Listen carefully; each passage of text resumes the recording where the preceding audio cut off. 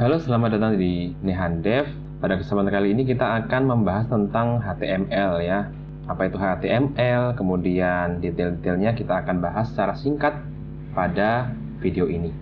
Nah, apa sih HTML itu? Ya, HTML itu merupakan singkatan dari Hypertext Markup Language ya. Jadi HTML itu merupakan bahasa markup yang digunakan untuk mengembangkan sebuah website tentunya. Nah, HTML itu terdiri dari beberapa atau banyak ya sebenarnya, yang hanya beberapa elemen dengan fungsinya masing-masing. Tadi disebutkan tentang elemen ya. Jadi elemen sendiri itu terdiri ya, bagiannya terdiri dari tag ya, kemudian konten, kemudian ada tag lagi. Tapi di sini tagnya dibagi menjadi dua ya, yaitu opening tag atau tag pembuka, kemudian closing tag atau tag penutup. Format penulisan dari tag pembuka itu kurung siku, kemudian nama tag, kemudian tutup kurung siku ya. Kemudian untuk tag penutup, kurung siku buka, kemudian slash, kemudian nama tagnya, kemudian tutup kurung siku. Nah, walaupun demikian ada elemen ya dari HTML sendiri yang dia tuh tidak punya closing tag atau tag penutup. Nanti secara detail, ini karena memang banyak banget ya tag HTML yang ada, kita mungkin kalau nggak cover di video ini, di seri ini, mungkin di video atau seri yang akan datang. Untuk kali ini kita akan belajar yang benar-benar paling sederhana saja gitu. Nah, struktur HTML sendiri bisa dilihat seperti ini ya. Nah, yang pertama, baris pertama itu adalah doctype HTML. Ini merupakan deklarasi bahwasannya halaman yang akan kita buat itu menggunakan HTML5, HTML versi 5. Kemudian ada elemen HTML, ini elemen wajib ya. Ini menandakan bahwa kita akan membuat kode HTML. Nah, di dalam kode atau elemen HTML ini ada dua elemen wajib yang harus ada, dan ini nggak boleh nggak ada. Yang pertama adalah elemen head. Ya, di sini berisi tentang informasi websitenya. Misalkan title dari website yang biasanya muncul di tab browser itu, kemudian ya mungkin icon dari website itu, kemudian deskripsi dan sebagainya. Kemudian ada elemen body di sini ya. Nah, elemen body ini merupakan elemen yang berisi konten yang ingin ditampilkan atau konten yang memang kita sajikan ya. Konten-konten berupa judul atau paragraf, gambar, tabel, dan sebagainya itu berada di elemen body ini. Nah, nanti kita akan praktek ya untuk membuat halaman website sederhana yang tentunya akan membuat struktur seperti ini. Nah, kita sudah kenal tentang elemen sebelumnya ya, dan kita sudah ya mungkin sekilas kita mengenal tentang tag ya. Nah, bahwasanya tag di HTML itu ada banyak banget yang kalau kita bahas satu persatu itu bakalan panjang banget tentunya ya.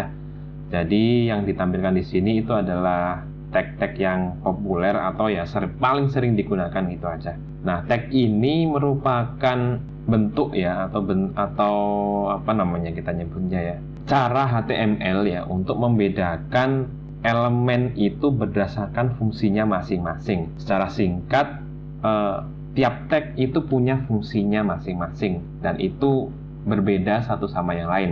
Contohnya tag P atau tag P ini adalah tag yang digunakan untuk paragraf ya. Apabila kita punya artikel dan di situ memuat paragraf yang banyak, maka kita menggunakan tag P ini. Kemudian tag heading atau H, di sini ada H1 sampai H6 ya. Ini biasanya digunakan untuk judul artikel. Ada heading 1, heading 2 sampai heading 6 ya. Ini sorry typo ya. Harusnya 1 2 3 4 5 6. Ya, berarti heading 1 ya berarti ya judul pertama ya.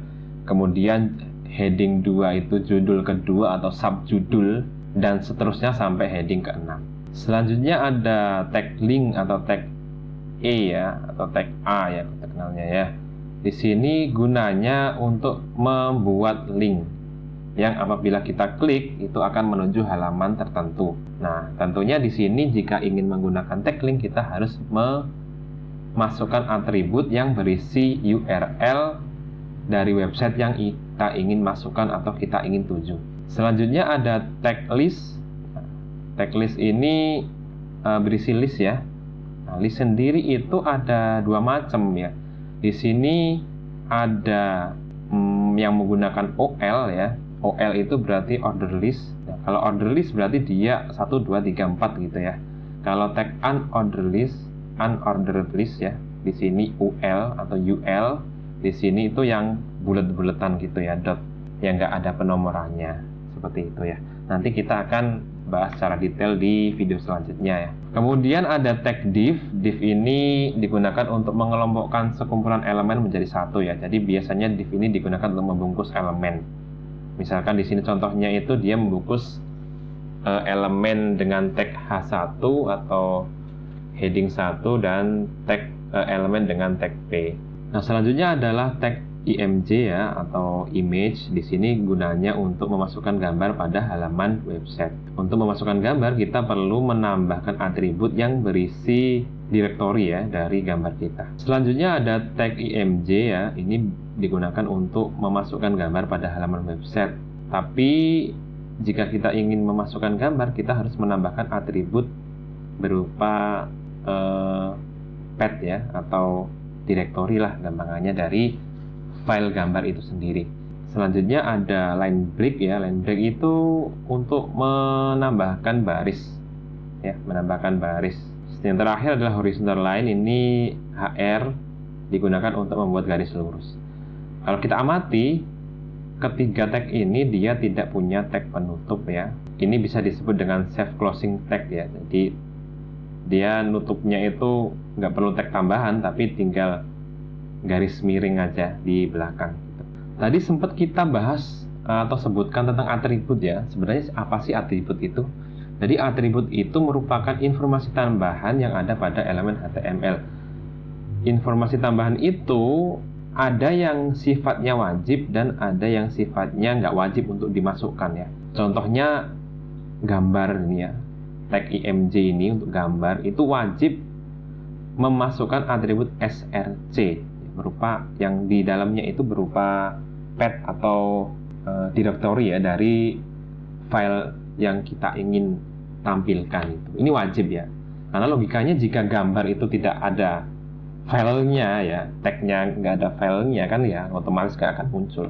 Kemudian ada tag link ya atau tag key. Di sini juga ada atribut wajibnya yaitu href atau href. Di sini wajib diisi ya, karena jika kita ingin membuat link tentunya ya harus ada website yang ingin kita tuju ya. Tanpa adanya link ya kita nggak akan kemana-mana seperti itu. Oke, saya kira cukup untuk pengenalan HTML ya. Selanjutnya kita akan coba praktek untuk membuat halaman website sederhana menggunakan HTML. Terima kasih dan jangan lupa like, share, dan subscribe.